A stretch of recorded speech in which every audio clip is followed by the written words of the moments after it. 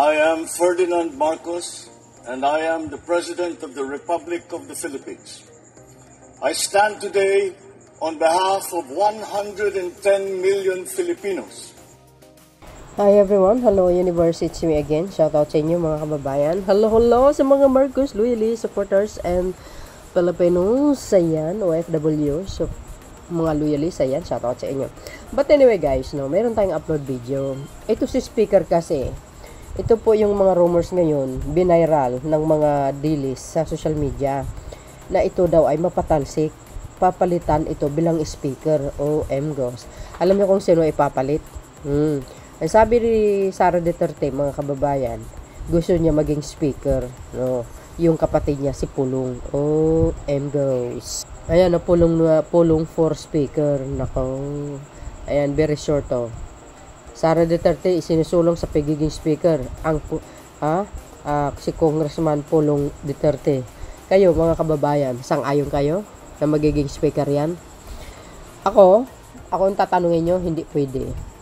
Disagree ako. Bakit? Ano naman ang gagawin niya doon? 'Di ba? Hindi siya qualified bilang speaker. Bakit? Sa kabila ng mga issue laban sa kanya, lalo na yung 51 billion, hindi niya nga maisagot-sagot. Tapos sangkot pa siya sa mga shipment ng bilyonis na shabu nung panahon ng papa niya kasama yung bayaw niya. Di ba? Tapos sabi ng iba sabi ni Mr. Las Cañas, membro ng traya dito. Hindi pwede ang mga sindikato diyan sa house, no, sa pagiging speaker. Hindi po basta-basta. Huwag nyo dungisin ang House of Representatives. Dapat yung talagang pwedeng speaker dyan, yung katulad ni Speaker Martin. So, kaya nila sinusulong yan, mga kababayan. Alam nyo naman, 'di ba?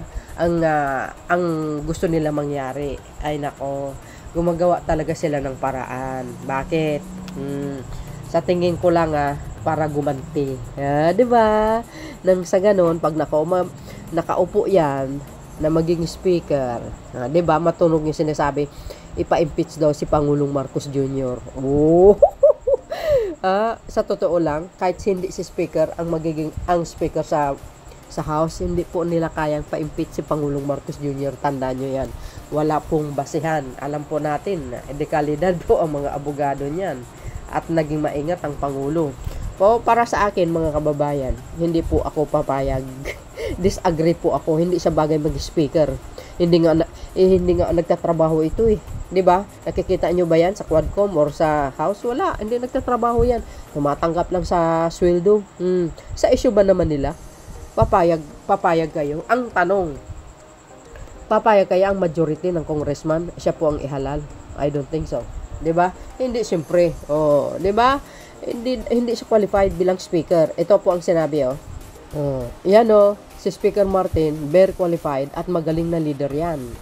In fairness naman sa kanya, napakabait, hindi pala away, hindi marunong magsalita ng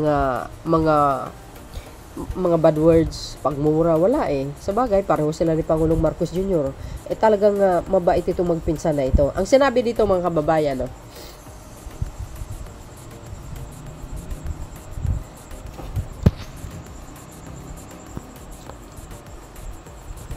sabi po ng Impact Leadership, Deputy Suarez, Speaker Romualdez has super majority support in 20 Congress. Agay, iiyak mga DDS.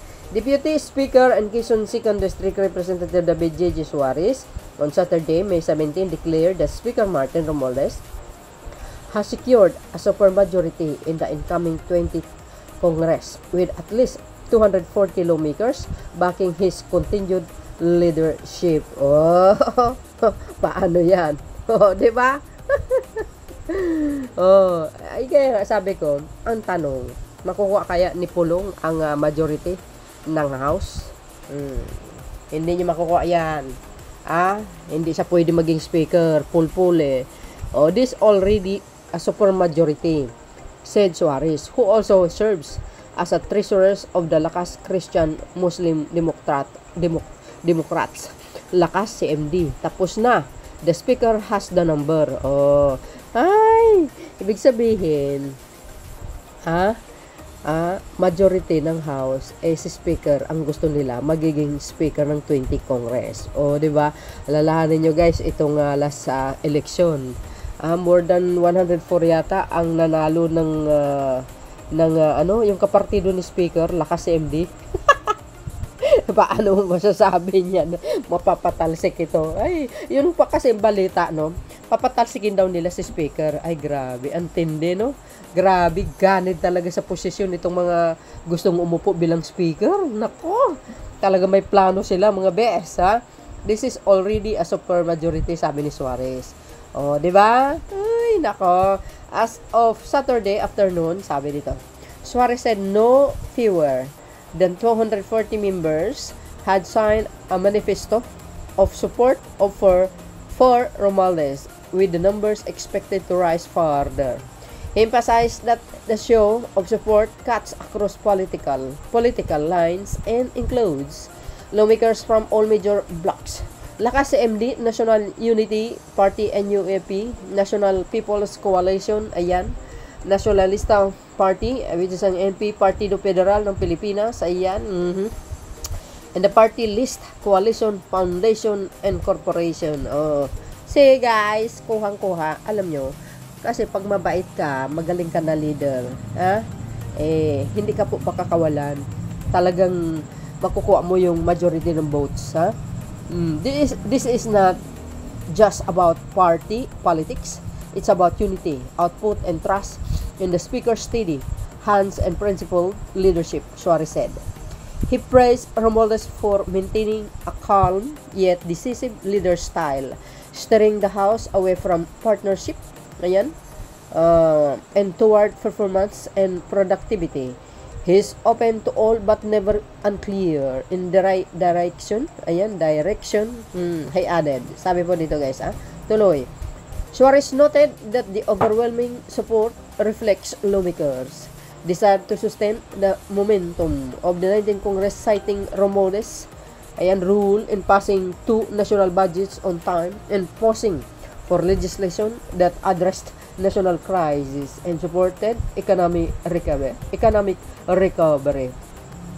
Alam to, Speaker guys, ang laki po na itulong ito kay Pangulong Marcos Jr. Sa totoo lang, very supportive siya. Ito po maganda, no? I don't think mayroong mga dahilan para tanggalin. Wala eh. Wala kayong maibato or maibuta sa kanya. Napakabait ito, magaling na speaker. Saka masipag ito guys, He also underscored Romualdez's rule as President Ferdinand Marcos Jr.'s strongest and most dependable partner. In Congress, siya ang pinakamatibay na poste ni Pangulong Marcos sa Kongreso, matatag, mahinahon, at may panindigan. Yes, yan ang magpinsan. Remember itong lumalabas sa social media. Napatalsikin daw si Speaker. O, yan ang mga rumors nila viral. Even, si Pangulong Marcos, parang init siya para na daw si Speaker, gano'n. Grabe yung mga fake news talaga sa social media, naloka ako. Remember guys, marami akong video na in-upload na kung saan si Speaker ang laging nag-groundbreaking, nag-turnover ng mga malalaking proyekto ng Pangulo. So, ibig sabihin, no, malaki ang tiwala ng Pangulo sa kanya because he is the cousin nga eh. 'Di ba? So, yung mga lumalabas sa social media, yung mga fake news yan, malaki ang tiwala, no, ng Pangulo sa kanya. Kaya sabi ko, kung may tao na pinagkatiwalaan ng gusto ni Pangulong Marcos Jr., walang iba kundi yung pinsan niya. Oo, malaki ang itulong ito eh. While the formal ceremony has been scheduled, Suarez said, a full declaration of support is expected before the opening of the 20th Congress in July. Agay. With this kind of broad support and attempt to challenge the Speaker's leadership is simply unrealistic, Suarez said. The House wants stability and progress, and Speaker Romualdez delivers both. Totoo yun. Magaling ito si Speaker. Gustong-gusto ko talaga ito. Yes, kasi pinsan ng Pangulo. I know naman, nakikinig siya sa kanyang kuya, which is ang Pangulo ng Pilipinas.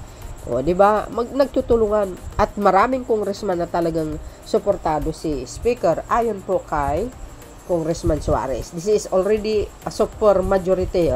Super majority, ito Sara Duterte. This is already a super majority. Ito talaga si VP ng mga DDS, no?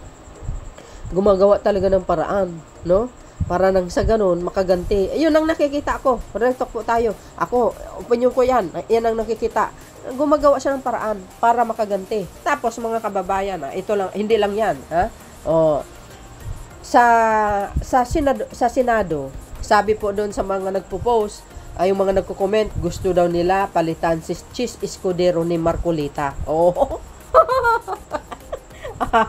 Biro nyo, ha? Gusto nila sa House si Pulong ang maging speaker. Di ba? At saka sa Senado naman, gusto nila maging speaker si Marcolita. Ay, naka, talaga naman. Gumagawa sila ng paraan, guys, para makaganti. Pero ang tanong, sa tingin mo kaya, yung mga ginagawa nila, pabayaan na lang ng mga congressman o yung mga senador? If ever may ginagawa siyang hindi maganda laban sa Pangulo? Of course, hindi. Diba? Magre-react ang mga yan. Alam po natin, ang Pangulo nagtatrabaho ng gusto yan. As of Saturday afternoon, no less than 240 members have already signed the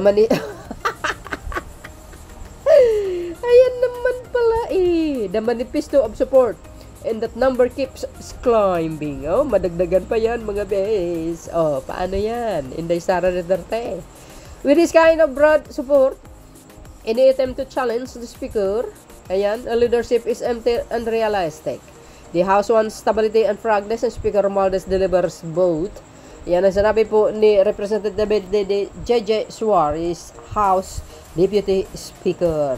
Declaring that the Speaker, sabi niya, declaring that Speaker Martin Romualdez has secured a super majority in the incoming 20th Congress with at least 240 lawmakers backing his continued leadership May 17, 2025. goes. You see? Ano na mga DDS? Ito guys, gusto lang natin linawin na karapatan natin maglinaw dito sa mga pakalat nila ng fake news. Okay? Hindi pwede si Pulong magiging speaker. Marami siyang issue. Hindi siya qualified. Mahinang klase, walang alam, lack of experience. Tamad naman magtrabaho yan eh. 'Di ba? Ako, guys, lahat po ng congressman pwede. Pero yung sa pagkatao ni Pulong, parang awa nyo, wag naman. Wag yung dungiso ng House. Lalo na po sa Senado. Nako po, kung akong pagpiliin, much better si Senator Soto. The best po yan. Wag si Marcolita. Sabi niya nga kasi walang West Philippines. Di ba? Tapos sabay bawi. Yan mga kababayan. Less than a week after the election, Vice President Sara Duterte said she asked her brother, Representative Pulong Duterte, first district to seek either the House Speakership or minority leadership of the House Representative. Talagang yan ay kung gusto ng mga congressman. Ayan di ba? Para kompleto detalyado, guys. Ito yung mga nagko-commenting na nyo. Ayan. Ay, naloka ako, Inday Sayad, Speaker of the House.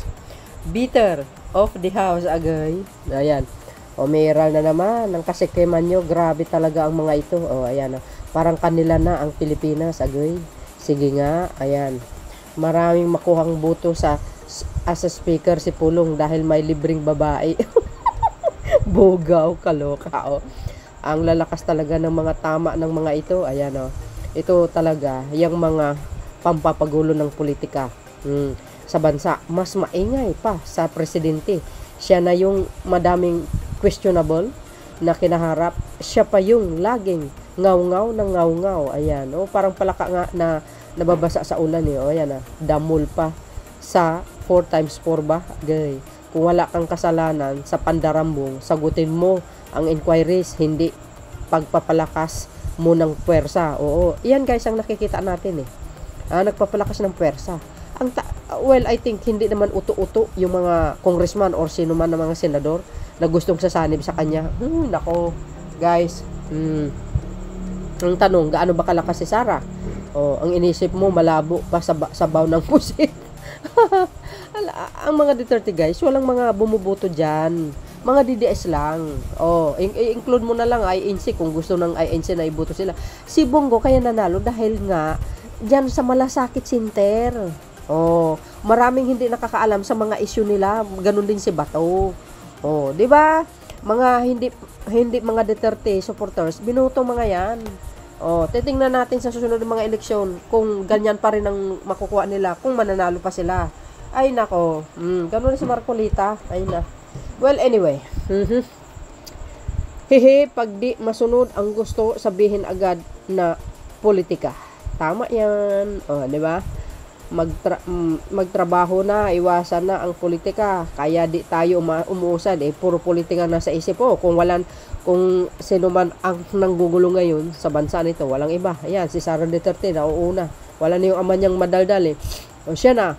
Mangarap ka. Ayan. Aduy, ikaw. What if maging speaker si Pulong? Ano naman kaya ikakanta niya? Pwede po siya ganglin. Yan Lola, ambisyosa, agay. Mga political dynasty walang ginawa kundi magmura. Lahat sila, walang mapipili. Wow, kung makapagsalita at utos para iabot na lang sa taas ng aparador, walang kakayahan ang kapatid mo sa posisyon. Mataas pa sa mayor. Naghahalo na rin to. Agay. So yun guys, ang aking pinakalitis updates video. Ano po ang palagay nyo? Ay nako, para sa akin hindi bagay mag-speaker yan.